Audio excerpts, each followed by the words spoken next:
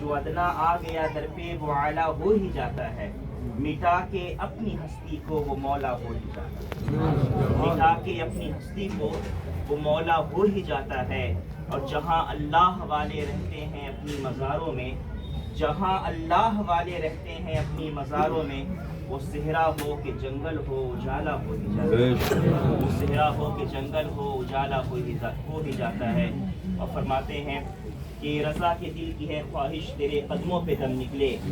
رضا کے دل کی ہے خواہش تیرے قدموں پہ دم نکلے، سنا ہے جو بھی مرتا ہے وہ زندہ ہو ہی جاتا ہے، سنا ہے جو بھی مرتا ہے وہ زندہ ہو ہی جاتا ہے۔ عزیزان محترم، حضور سیدنا قطب بنارس مفتی رضا علی فاروقی رحمۃ اللہ تعالی علیہ، آج ناقدریوں کا دور ہے، اور ہمارے معاشرے کا ایک بہت بڑا رونا یہ ہے کہ ہم اہل حق کی قدر نہیں کرتے، جس کی بنیاد پر ناقدروں کے سامنے ہمیں جھکنا، ناقدروں کی دستبوسیاں کرنا آج کہیں نہ کہیں ہماری قسمت اور ہمارا مقدر بن گیا ہے۔ اہل حق کو ہم سمجھ نہیں پاتے، اسی وجہ سے ناحق اور اہل باطل کے سامنے ہمیں جھکنا پڑتا ہے، ان کی دستبوسیاں کرنی پڑتی ہیں، ان کی منتیں اور سماجتیں کرنی پڑتی ہیں۔ عزیزان محترم، یہ ایک سادہ سے آستانے پر آرام فرمانے والی جو عظیم شخصیت اور وہ عظیم ذات ہے، جس کی تعریف و توصیف کسی اور نے نہیں، خود اس کے مرشد نے اور خود مرشد زادوں نے فرمائی ہے۔ یہ وہ عظیم ذات ہے جن کی شان، جن کے فضائل صاحب نزہۃ الخواطر نے بیان فرماتے ہوئے کہا کہ آپ جیسا مفتی بنارس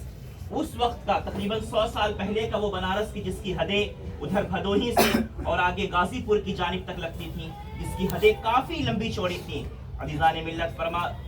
کہتے ہیں کہ حضور خطب بنارس جیسا مفتی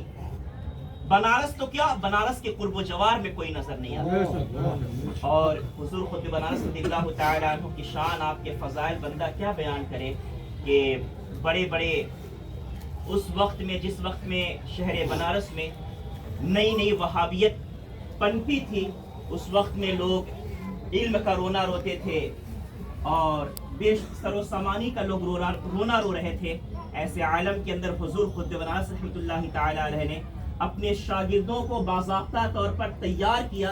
ظاہر و باطن ہر اعتبار سے آراستہ فرمایا، اور اس کمال تک پہنچا دیا کہ وہ صرف مدرسوں میں بیٹھ کر کے رد وہابیہ نہیں کرتے تھے، بلکہ اس قدر آپ نے مسلک اہل سنت و جماعت کا پابند بنا دیا کہ ہر گلی چوراہے کے پاس کھڑے ہو کر کے آپ کے شاگردوں نے لوگوں کی ایمان و عقیدے کی محافظت فرمائی۔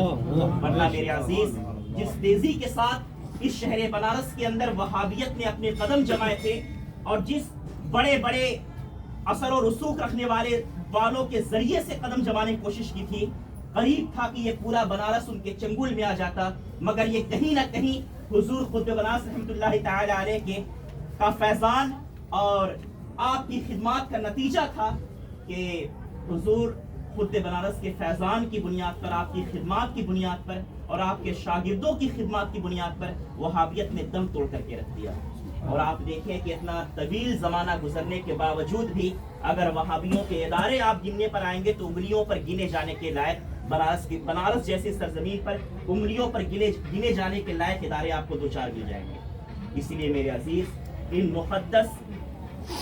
اس مقدس بارگاہ کا ادب و احترام جہاں ہمیں رکھنا ہے، وہیں اس چیز کا بھی خیال رکھیں کہ یہ کوئی عام سی شخصیت نہیں ہے۔ اکثر ایسا ہوتا ہے کہ جو چیز قریب ہوتی ہے، جو چیز آسانی سے میسر آ جاتی ہے، لوگ اس کی قدر نہیں کرتے، اور ایسی مزاروں، ایسے آستانوں کہ جہاں پر ایئر کنڈیشن لگا ہوا ہے، جہاں پر مہنگی ٹائلز، ماربل لگے ہوئے ہیں، اونچی عمارتیں بنی ہوئی ہیں، مگر معاملہ قبر کا یہ ہے کہ وہ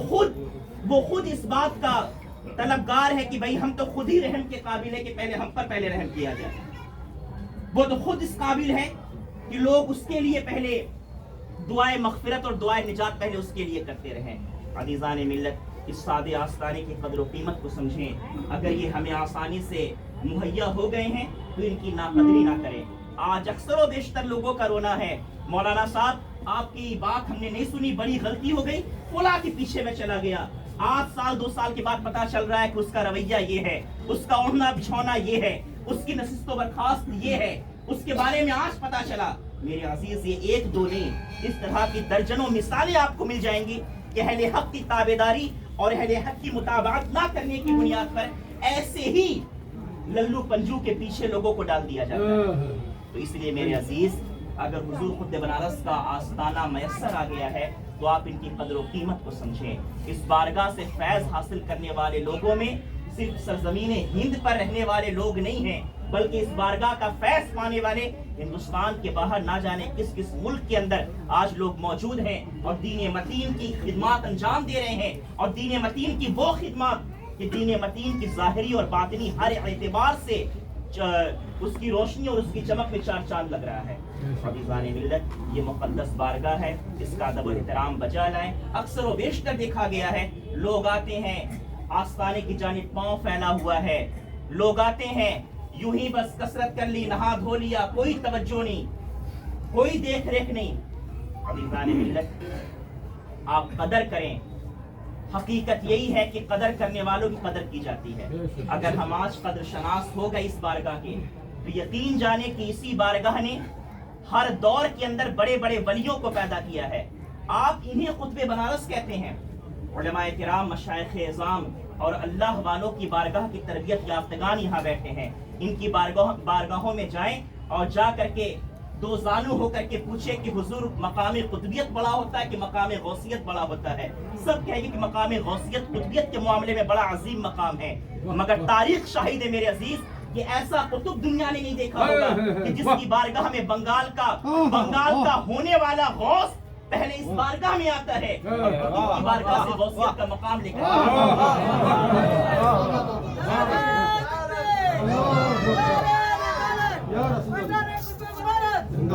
محترم حضور خود بنارس رحمۃ اللہ تعالی علیہ نے اپنی سادہ سی زندگی کے اندر لوگوں کے لیے بڑے رہنما اصول چھوڑے ہیں۔ آپ دیکھیں کہ پٹنہ کی لائبریری کے اندر حضور کے مرشد فرماتے ہیں کہ آپ کے میلاد و قیام پر لکھی ہوئی کتاب آج پٹنہ کی لائبریری کے اندر موجود ہے۔ دیگر اور معاملے میں فتاوی فی حضور رضا جس میں محفل میلاد شریف کے انعقاد کے حوالے سے دلائل دیے گئے ہیں، تو حضور خود بنارس کی ہمہ جہت خدمات ہیں، اور یہ تو ساری میرے عزیز ظاہری خدمات ہیں۔ بس اسی بات پر میں اپنی گفتگو ختم کر رہا ہوں۔ یہ تو دین کا ظاہر ہے۔ آپ حدیث جبریل کا مطالعہ کریں، حدیث جبریل پڑھیں۔ حدیث جبریل کے اندر جہاں ایک جانب اسلام کے ظاہر پر گفتگو کی گئی، وہیں دوسری جانب سرکار مدینہ صلی اللہ علیہ وسلم نے اسلام کے باطن پر گفتگو فرمائی، اور اسلام کے باطن پر گفتگو کرتے ہوئے اللہ کے رسول صلی اللہ علیہ وسلم ارشاد فرماتے ہیں، اللہ کے رسول کی بارگاہ میں سوال کیا گیا کہ یا رسول اللہ یہ احسان کیا ہے؟ آپ تمام کے تمام صوفیہ اور فقہا کے اصطلاحات، ان کی تشریحات اٹھا کر کے دیکھ لیں، سب نے احسان کی جو تعریف کی ہے وہ احسان کی تعریف دو سے لفظوں میں تصوف ہی کی گئی ہے، دین کے باطن اور حقیقی اسلام سے کی گئی ہے کہ اسلام کا حقیقی حسن یہ تصوف ہے، یہ احسان سے تعلق رکھتا ہے۔ تو عزیزان ملت، سرکار مدینہ صلی اللہ علیہ وسلم نے حدیث جبریل کی روشنی میں ہمیں دین کے حقیقی حسن کی جو تعلیم و تربیت عنایت فرمائی تھی کہ ان تعبد اللہ کأنک تراہ فإن لم تكن تراه فإنه يراك، او كما قال النبی صلی اللہ علیہ وسلم کہ تم اللہ کی عبادت اس طرح سے کرو گویا تم اللہ کو دیکھ رہے ہو۔ اگر یہ کیفیت مشاہدہ پیدا نہیں ہو پاتی تو کم از کم اتنا تو قوت مجاہدہ پیدا کرو کہ گویا اللہ تعالیٰ مجھے دیکھ رہا ہے۔ عزیزان ملت، یہ مشاہدہ اور مجاہدہ کی جو کیفیت ہے، اس کیفیت کے ایک بندے کے اندر پیدا ہونا یہ کہیں عام طریقے پر نہیں ہوتا، یہ ان مقدس بارگاہوں میں آ کر کے حاصل ہوتا ہے۔ اسی لیے تو اہل دل، اہل نظر بتاتے ہیں کہ بڑے بڑے آستانوں پر، بڑی بڑی بارگاہوں پر جا کر کے وہ فیض نہیں ملتا جو حضور خود بنارس کی بارگاہ سے بڑے بڑے صوفیہ، بڑے بڑے سالکین راہ طریقت فرماتے ہیں کہ کچھ ایسے مقامات منزل سلوک میں آئے کہ بندہ آ کر کے اٹک گیا، رک گیا، سمجھ میں نہیں آ رہا آگے کیسے بڑھے گا، مگر وہ حضور اعلیٰ حضرت نے فرمایا تھا نا کہ یہ ساری گتھی تیری ایک سیدھی نظر کی ہے۔ تو حضور خود بنارس کی بارگاہ میں آنے کے بعد جو سالہ سال سے اٹکے ہوئے تھے، ایک نگاہ پڑی ہے اور کہاں سے کہاں کس سے کس مقام پر پہنچ گئے ہیں۔ تو حضور خود بنارس رحمۃ اللہ تعالی علیہ کی بارگاہ میں آئے ہیں، ان کا ادب و احترام بجا لائیں اور یہ یقین رکھے کہ وہ مقدس ذات ہے کہ ہماری نگاہوں نے دیکھا کہ جس شیخ العالم داماد ظلہ عالی نے نہ جانے کتنے اللہ والوں کو پیدا کیا اور کتنے اللہ کی بارگاہ کے معرفت رکھنے والے بندوں کو پیدا کیا. وہ شیخ العالم اس بارگاہ کا ملت وہ لفظوں میں بیان نہیں کیا جا سکتا. آپ غور کریں کہ کل ہم لوگ جب یہاں کی تنظیم میں لگے ہوئے تھے, ظاہری تنظیم میں لگے ہوئے تھے, تو وہاں سے بیٹھ کر کے باقاعدہ طور پر کال کرنا, فوٹو کے ذریعے دیکھنا کہ کیا بنا ہے, کیسا بنا ہے, کیا کمی بیشی ہے, اس انداز میں تربیت کرنا اور یہ خیال رکھنا کہ اللہ تعالی علیہ کی بارگاہ میں سارے کام ویسے ہی ہوتے رہے جیسے کہ حضور سیدنا شاہ خیرات کرتے آئے ہیں, حضور سیدنا غلام محمد اللہ تعالی علیہ کرتے آئے ہیں, اسی انداز میں سارے کاموں کی ترتیب کی جائے.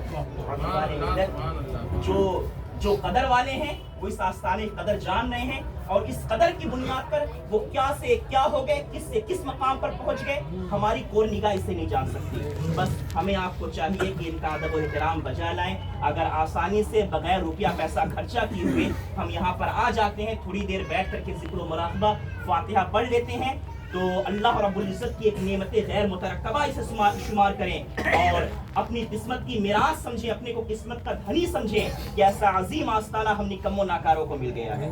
عزیزان ملت, اللہ رب العزت کی بارگاہ میں دعا ہے مولا تعالیٰ میرے ٹوٹے پھوٹے بے ترتیب دلوں کو اپنی بارگاہ میں قبول فرمائے, ہمیں آپ سب کو مقدس بارگاہ کا فیض نصیب فرمائے اور منزل سلوک ہم سب کے لیے آسان فرمائے. عزیزان ملت, اب آئیے ایک بہترین گفتگو اور انتہائی نصیحت سے پر گفتگو, معرفت سے پر گفتگو سماعت کرنے کے لیے میں ملتمس ہوں مفکر ملت, مفکر اسلام,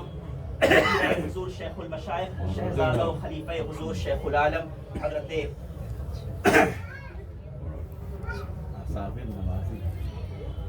عزیزان محترم. آئیے